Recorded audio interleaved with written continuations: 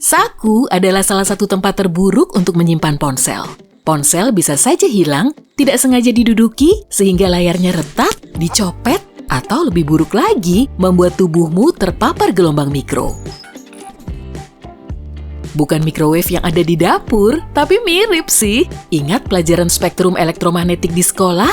Ada gelombang radio, gelombang mikro, inframerah, cahaya tampak, ultraviolet, sinar X, dan sinar gamma. Kuurutkan berdasarkan panjang gelombangnya, di mana semakin pendek, semakin berbahaya bagi kesehatan. Ponsel memiliki berbagai macam sinyal, data seluler, Bluetooth, Wi-Fi, dan sinyal yang disebut komunikasi jarak dekat atau NFC. Kurang lebih, ini adalah cara ponsel berinteraksi dengan benda lain kira-kira dalam jarak kurang lebih 7 cm. Sinyal-sinyal ini masuk dalam spektrum antara gelombang radio dan gelombang mikro. Sekarang, kembali ke microwave di dapurmu.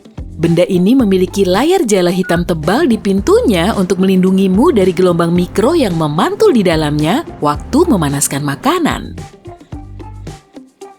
Bukan berarti ponsel mengeluarkan energi gelombang mikro berbahaya seperti memanggang saku celanamu. Keren juga sih. Telepon aku dan makan siang pun siap.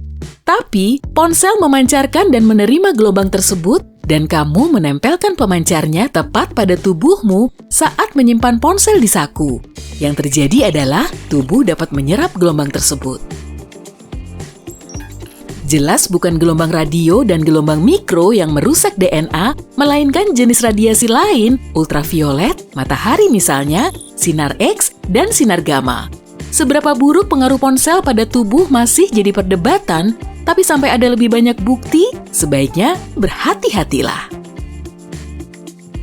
Setidaknya aktifkan mode pesawat sebelum memasukkan ponsel ke saku jeans atau baju. Jika kamu takut menempelkan gelombang mikro ini pada otakmu, gunakan headset.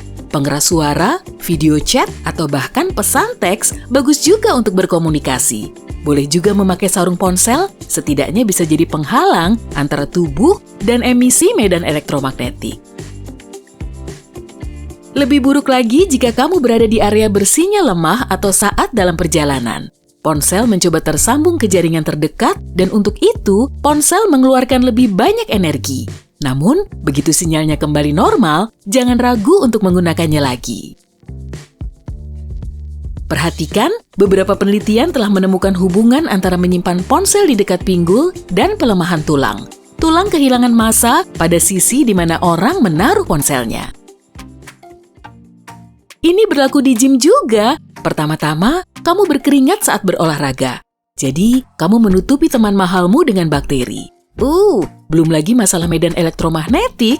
Jadi, jauhkan ponsel darimu atau tinggalkan saja di tas olahragamu.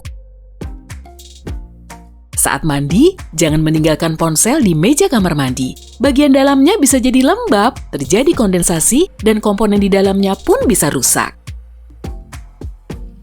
Sebaiknya, jauhkan saja ponsel dari kamar mandi.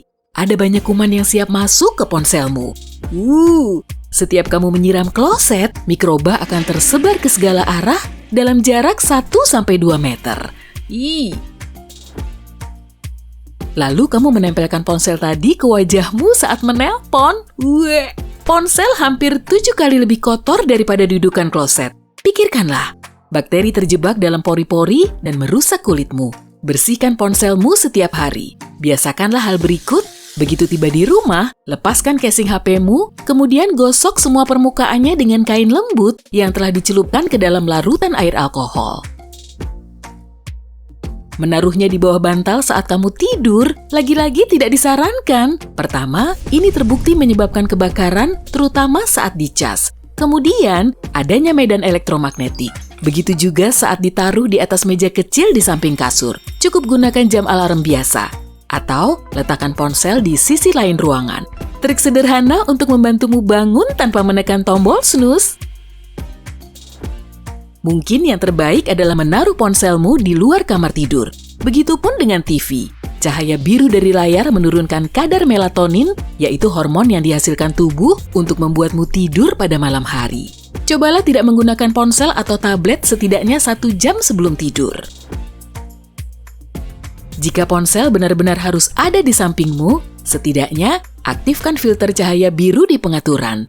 Lalu sesuaikan kecerahan dan perbesar ukuran hurufnya untuk menghindari sakit kepala dan mata lelah. Jika kamu tidak sengaja membuat retak layar ponsel, cepat ganti layarnya begitu sempat. Kelihatannya bukan masalah karena layar sentuhnya masih berfungsi, tapi minyak, debu, dan bakteri akan masuk lewat retakan tadi dan merusak layar. Saat berada di dalam mobil, jangan taruh ponsel di laci dashboard di musim panas. Dan jangan meninggalkannya di dalam mobil sama sekali pada musim dingin. Suhunya bisa terlalu ekstrem. Aku tahu siapa yang melakukannya. Kamu mampir ke toko untuk beli roti sehingga kamu tidak butuh ponselmu. Tapi kamu tidak mau kan meninggalkannya tergeletak di tempat terbuka di dalam mobil? Jadi, bawa saja. Tapi jangan sembarangan memasukkan ponsel ke tas. Ponselmu bisa tergores oleh kunci dan portnya bisa terhalang serat kain. Omong-omong, ini berlaku juga saat menyimpannya di dalam saku. Jika terlanjur, bersihkan dengan udara bertekanan seperti untuk membersihkan keyboard komputer.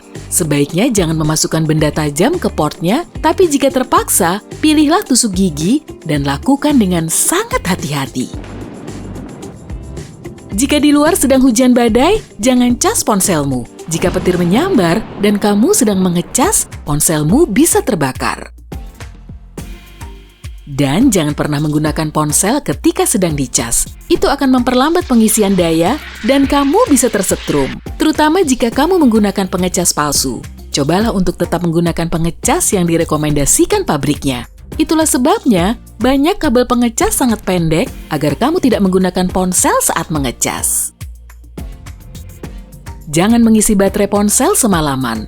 Selain masalah kebakaran yang kusebutkan tadi, hal ini juga percuma. Baterai lithium-ion tidak menyerap daya berlebihan. Malah ini bisa memperpendek umur bateraimu.